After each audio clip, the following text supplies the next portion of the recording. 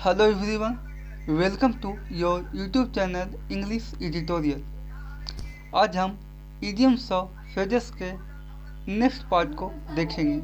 आज idioms of phrases का छठा पार्ट है जिसमें हम प्रीवियस ईयर क्वेश्चन एसएससी का, CGL, CPO, CHSL, bank, NDA ये सब के जो idioms ऑफ फ्रेजेस पूछे गए हैं पिछले सालों में उसका ये एक सीरीज है जिसमें हम ओरिजिन के साथ सीखेंगे। जिस इडियम्स ऑफ फ्रेज का ओरिजिन हमें मालूम होगा वो मैं आपको बताऊंगा और कौन चीज़ें हैं जिसका ओरिजिन नहीं मालूम वो मैं आपको नहीं बता पाऊंगा।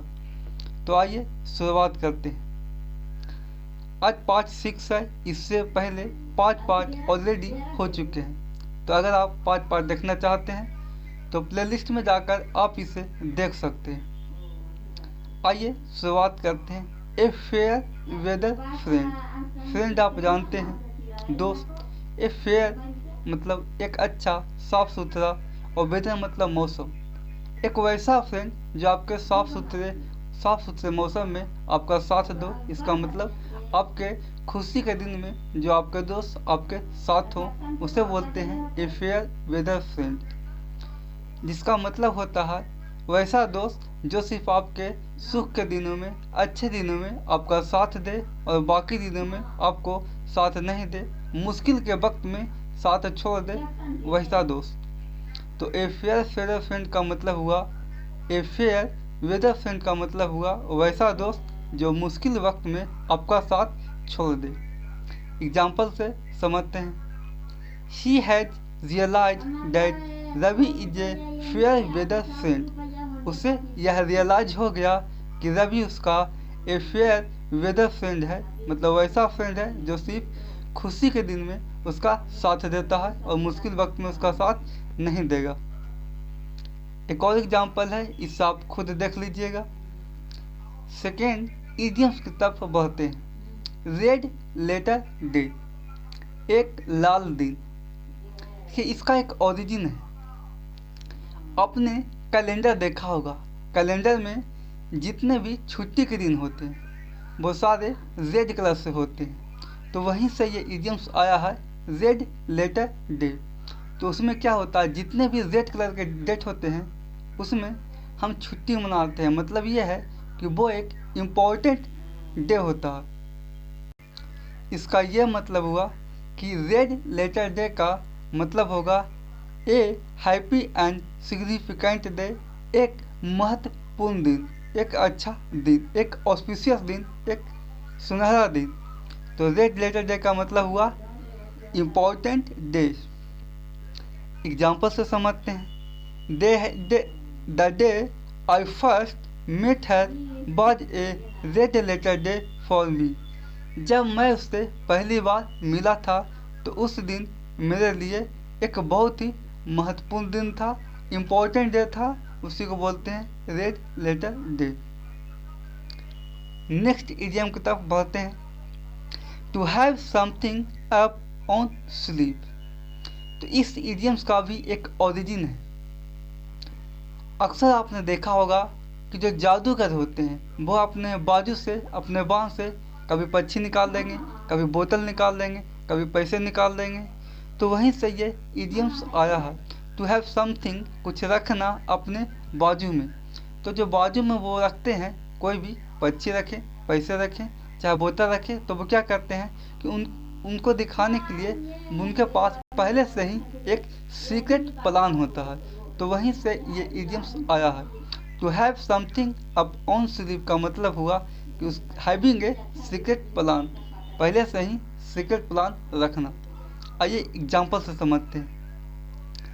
The coach always keep a few tricks up his sleeve. Coach हमेशा अपने पास एक ट्रिक रखता है और उसे वह हमेशा सीक्रेट रखता है, यानी अप हिज स्लीव रखता है। एक और एग्जाम्पल है, इसे आप खुद देख लीजिएगा। To go to the bunch या बीन्स। तो to go to the beans का मतलब क्या होता है? देखिए, ये भी इसका भी ओरिजिन है कि जब बीन्स आते हैं, चक्रवात आते हैं, तो आपने देखा हो कि जब चक्रवात आते हैं तो एक किसी खास जगह पे पूरी तरीके से हवाएं बहुत तेज़ घूमने लगती है। वहाँ पर मिनिमम प्रेशर होने की वजह से वो हवाएं बहुत तेज़ घूमने लगती हैं और उस समय जितने भी अगल बगल में धूल कण है, लकड़ी का छोटा छोटा टुकड़ा है, कागज़ का टुकड़ा है, ये सब क्या होते हैं उसमें घूमने लगते हैं। तो वो क्या करते हैं कि बेस्ट बनकर फिजूल में वहाँ मिल जाते हैं। तो वहीं से ये इडियम आया है। To go to the winds का मतलब होता है टू डिसिपेट कर जाना, यानी बेस्ट बनकर फिजूल में मिल जाना। एग्जाम्पल से समझते हैं। All his hard work went to the winds when he failed to achieve the target. जब वह फेल हो गया अपने टारगेट को अचीव करने में, तब उसके सारी मेहनत क्या हो गए, वेंट टू द विंड्स हो गए, बेस्ट बनकर रह गए। नेक्स्ट इडियम की तरफ बढ़ते हैं। To end in smoke. आपने देखा होगा कि जो लोग स्मोक करते हैं तो क्या होता है, लास्ट में वो सिगरेट ख़त्म हो गई, उन्हें क्या फ़ायदा मिला, कुछ भी नहीं। तो वही इसका मतलब होता है खाक में मिल जाना, लास्ट में कुछ भी हासिल नहीं होना। तो इस इडियम्स का यही मतलब है। टू एंड इन स्मोक का मतलब क्या हुआ, to come to nothing, last में कुछ नहीं आना, कुछ हासिल न होना, खाक में मिल जाना। Example, all his strategy ended in smoke. उसकी सारी स्ट्रैटेजी, मान लीजिए किसी ने कोई स्ट्रैटेजी बनाई होगी पढ़ाई करने का या कुछ और करने का, तो वो सब उसको काम नहीं आया और इंडेड इन स्मोक, वह लास्ट में क्या हुआ, खाक में मिल गया, उसका वो स्ट्रैटेजी काम नहीं आ पाया। नेक्स्ट इडियम्स की तरफ बढ़ते हैं। At once beats end. At once beats end का मतलब क्या होता है, बीट्स का मतलब होता है बुद्धिमत्ता, समझदारी, आपकी समझदारी, आपकी बुद्धिमत्ता, उसका इंड हो जाना। मतलब आप टू गेट पजल हो गए, आप कंफ्यूज हो गए, आपको पता ही नहीं चला, आपकी बुद्धिमत्ता वहाँ पर काम नहीं आई। क्यों नहीं काम आई होगी, क्योंकि आप कंफ्यूज हो गए होंगे, आप पजल हो गए होंगे। तो यहीं से वो इडियम्स आया है। एट वंस बीट्स का मतलब होता है टू गेट पजल हो जाना, कंफ्यूज हो जाना। आइए एग्जाम्पल से समझते हैं। I have try to do my math homework for more than 3 hours and now I am at my wit's end. मैं ट्राई कर रहा था मैथ होमवर्क को बनाने का मोर देन 3 hours, 3 hours से अधिक टाइम से, but now I am at my wit's end, पर मुझे लास्ट में क्या हो गया, मैं कंफ्यूज ही हो गया, मैं इसे सॉल्व नहीं कर पाया। एक और एग्जाम्पल है। I am at my wit's end.